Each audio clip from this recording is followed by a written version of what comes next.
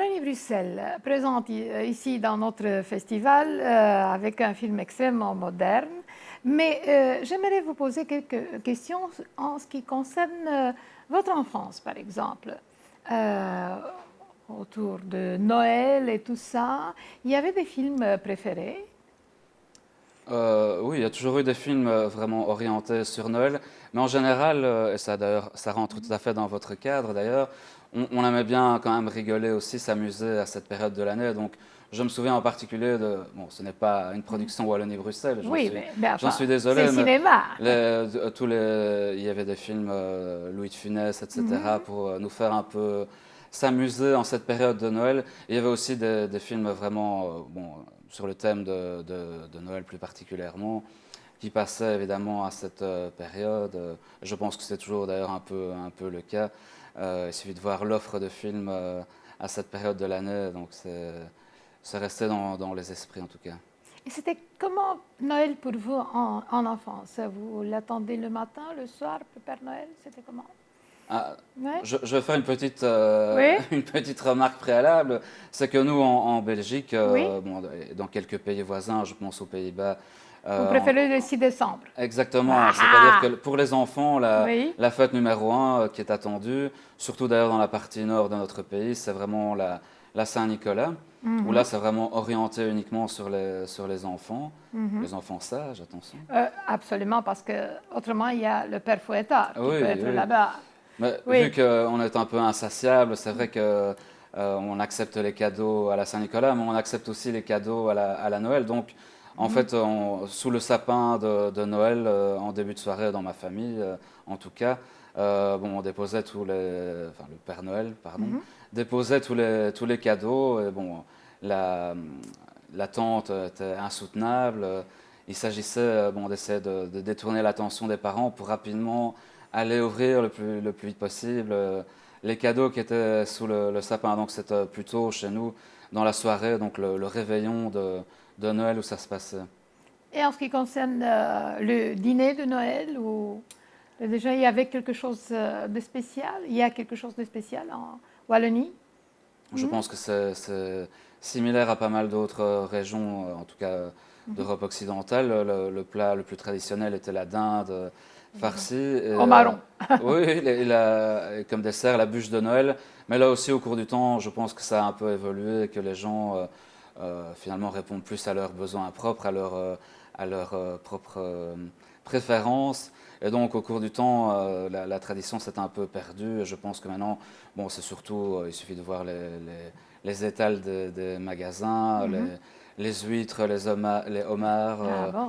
et ce genre de plats, le foie gras, et toute une Mhm. série de mets assez exquis qui ont remplacé petit à petit, à mon avis, la dinde, mais qui reste dans certaines familles une tradition qui est bien ancrée. Mais la bûche reste là. La bûche de Noël qui est en chocolat, puisqu'on est Oui, en Belgique quand même. Donc, absolument. Donc il y a différentes c'est le versions. royaume du chocolat, ça. Oui, oui. Merci de le rappeler. En tout cas, du chocolat noir, c'est clair. Comment dire, il y a la bûche, bon, qui est une pâtisserie, mais Mhm. aussi toute une série maintenant de bûches plus glacées, donc à base de glace. Donc Ah oui, les variétés sont très nombreuses. oui, c'est ça. Et ensuite, après, donc, après le sapin, les cadeaux et tout ça, le dîner et tout ça, vous regardez la télé? Oui, alors bon, pour les familles bon, qui partagent cette conviction, il y avait la traditionnelle messe de minuit. Donc, Ah oui, c'est ça. bon, certaines familles, en tout cas, bon, c'est une question de conviction là, Oui. se rendaient à minuit à la messe de minuit. Bon, suivi en général d'un petit verre ou de ce qu'on appelle une pâtisserie aussi spécifique qui s'appelle le cougnou, cougnol, Ah etc. ah. Une petite pâtisserie qui est fourrée de raisins secs qui était en général distribuée après l'office ou en tout cas qui est utilisée à cette période de l'année. Et en tant que boisson, c'était quoi? Un verre de... Il y a Euh, quelque chose de spécial? bon là, il y a Parce que, pas... parce qu'en Belgique, c'est la bière et je pense bien que quand même, cette nuit-là, Oh non, là je sais pas. c'est plutôt le champagne qui est à l'honneur. Ah oui, oui. Ce genre Parce qu'on de... on sait qu'on a 2000 Oui, oui, façons de boire la bière. oui, Donc, oui, tout à fait. Mais ce soir-là, c'est plutôt du champagne ou en tout cas des choses qui ressemblent. Parce que nous avons aussi de bonnes productions de... Bon, ça ne s'appelle pas champagne, bien entendu, parce que c'est une Oui, appellation. c'est marque enregistrée. Oui. Mais avec le réchauffement climatique, qui est, bon, qui est quand même un gros enjeu, mais qui a certains aspects positifs, comment dire, le climat dans certaines parties du sud de la Belgique s'est rapproché très fort de ce qui se passe en Champagne et enfin, qui est toute proche en fait. Le sol est également comparable, donc on sait faire. Il y a Plein de raisins, c'est pour ça qu'on a des raisins secs d'ailleurs.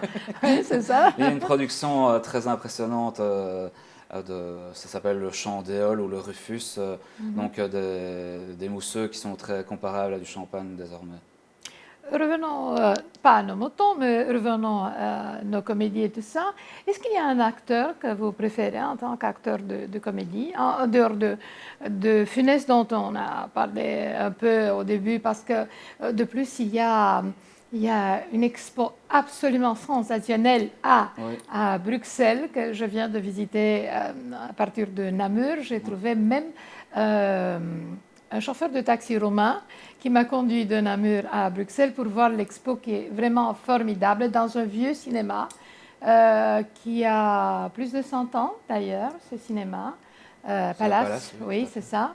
Et en dehors de Funès, je peux dire qu'en voyant cette expo-là, je me suis rendu compte qu'il est un peu universel, il est tout à fait universel. Pour nous aussi, pour vous, pour tout le monde.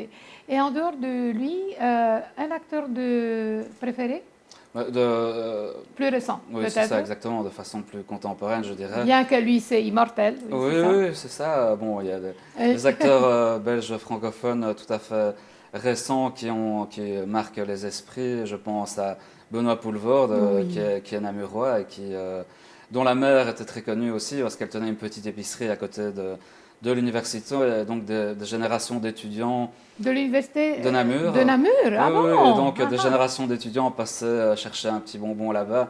Et bon, c'était vraiment une personnalité. Donc, elle joue d'ailleurs dans le premier film de Benoît Poulvorde, C'est arrivé près de chez vous, qui l'a lancé dans la carrière très, très tôt d'ailleurs. Alors, aussi un acteur que j'apprécie aussi, c'est François Damiens, qui est une plus personnalité... récent, moins de comédie, tout à fait. Mais enfin, oui. Mais un acteur extraordinaire. Tout à fait, oui, et qui là aussi bon, a fait beaucoup de caméras cachées, etc., qui ont fait rire des générations, enfin des générations... Ça, c'est la télé, c'est pour oui, ça. Oui, C'est le mirage de la télé qu'on n'a pas ici, la télé belge, par exemple. C'est pour ça que je suis contente de nos... Et en parlant de télévision, d'ailleurs, l'un des acteurs de Losers Revolution, Cody, est également quelqu'un qui est très connu parce qu'il participe à des émissions humoristiques à la télévision, un peu sur le style d'Antoine Decaunes. Donc, le style français. Oui, c'est ça, exactement, et ça a énormément de succès. Ah, c'est pas mal, c'est pas mal. Et en tant qu'actrice Cécile de France ou d'autres. Oui, évidemment. Qui est également namuroise. Oui. Tout se passe là-bas, c'est le festival de films francophones. Le film romain a eu 2 prix cette année-là, mais presque chaque année, on revient de là-bas avec le trophée qui est tout à fait spectaculaire d'ailleurs. Oui, nous sommes d'ailleurs très impressionnés. Je dois dire que c'est un exemple à suivre. Je pense que la Roumanie, la nouvelle vague roumaine est vraiment absolument remarquable et a de grands succès, que ce soit à Cannes, Namur. Mais c'est grâce à vous aussi, parce qu'il faut bien se rappeler que de temps en temps, les coproducteurs, ce sont les frères Dardenne. Donc c'est une coproduction, disons, parfaite entre les deux pays qui aiment le cinéma, c'est ça? Absolument. C'est vrai que bon, la coopération au niveau européen, là en l'occurrence entre la Belgique francophone et la Roumanie, c'est vraiment quelque chose qui nous tient à cœur et on est un peu obligé d'ailleurs dans le contexte actuel, des difficultés économiques, etc., de produire avec d'autres et c'est un échange qui est très productif et qui amène finalement un résultat meilleur que si on avait fait tout seul quelque chose. Donc, et qui marche. Et ça voilà, marche. absolument. C'est bien, absolument. Ça continue à marcher. Il travaille fort bien avec Mungiu. Non seulement, entre autres, on a eu un film récemment à Cannes qui a eu aussi un prix à Tokyo. et qui est une coproduction aussi avec le Mexique et la Civile, qui a été aussi présentée au cinéma, même à Namur, juste une semaine après le festival. C'était déjà dans la revue que j'aime beaucoup et qui apparaissent au cinéma. Quand on va au cinéma là-bas, il y a toute une possibilité de lire sur les films qu'on va passer en ville et tout ça. Et c'est vraiment formidable. Et ça marche. Le public est revenu dans les salles. Évidemment, oui, il y a bien sûr toutes les restrictions liées au Covid. Maintenant, il faut un pass sanitaire. Bon, là, c'est un peu comme partout, je pense. Bon, il y a eu bien sûr des incitants, des incitations à revenir au cinéma. Je pense que dans la période des grandes vacances scolaires, il y avait une opération Je peux pas, j'ai cinéma, qui était en fait 17 500, si je me souviens, enfin presque 20 000 tickets de cinéma qui étaient offerts à 1 euro pour inciter les gens à revenir. Ah, c'est une bonne idée, ça. Oui, enfin bon, ça a évidemment un coût financier pour la collectivité, mais en tout cas, bon, je pense que à certains moments, il faut bien entendu prendre des mesures assez fortes pour relancer des secteurs qui nous tiennent à cœur. Donc je pense à cette opération, pas mal d'incitations également aussi pour les enfants, pour les jeunes, à assister à des séances de cinéma. Là aussi, je pense que à Namur, qui est une ville très cinéphile, il y a une opération qui s'appelle Parents non admis. Oui, c'est ça, j'aime beaucoup ça. Qui est un peu le contraire de ce qu'on s'attend, à savoir qu'en général, c'est enfants non admis. Mais là, c'est l'inverse, donc proposé à des publics enfants de 6 à 12, jeunes adolescents également, de suivre des séances de cinéma. C'est très ingénieux, oui, c'est ça. Oui, Namur, je pense, était en effet à l'avant-plan dans ce domaine. Oui, oui, surtout parce que cette année-là, Nicolas Gillet et son équipe, ils ont réussi à faire le festival de vrai, non seulement online, c'est comme ça. Mais d'autre part, je pense qu'il faut bien être très reconnaissant à la télé qui nous a aidés à passer ces longs mois de rester à la maison. Oui, c'est ça. Et aussi le fait qu'on peut voir maintenant les films de Wallonie-Bruxelles et le voir ici chez nous. Et je pense qu'on ferait plus attention à tout ce qu'on fait sur le net après ce film-là. Je pense que ça peut aussi nous rendre plus astucieux dans tous les faits. Oui, en effet, bon, je ne vais pas non plus dévoiler l'histoire, mais bon, cela concerne bien entendu le secteur de la télé-réalité, Internet, etc., les réseaux sociaux. Et donc oui, en effet, je pense qu'il faut être vigilant. C'est vrai que ça peut être un outil très, très utile, mais d'un autre côté, bon, ça a certaines dérives. Je ne parle pas du film en particulier, mais bon, tout ce qui concerne le harcèlement et d'autres dérives de ce genre de médias doit nous inciter vraiment à la vigilance. Et des gens un peu plus faibles peuvent être en effet victimes de dérives de ces médias.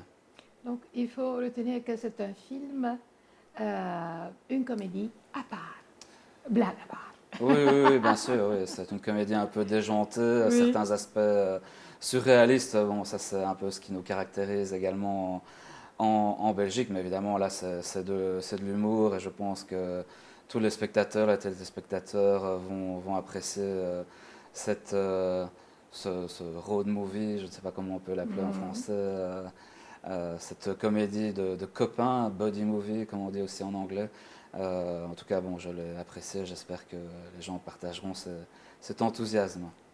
Alors, bonne fête, bon cinéma et n'oubliez pas d'écrire au Père Noël. Absolument, merci. Merci beaucoup pour votre accueil et je souhaite vraiment plein succès à ce festival qui est appelé à vivre des heures très heureuses, à mon avis, à l'avenir. Merci.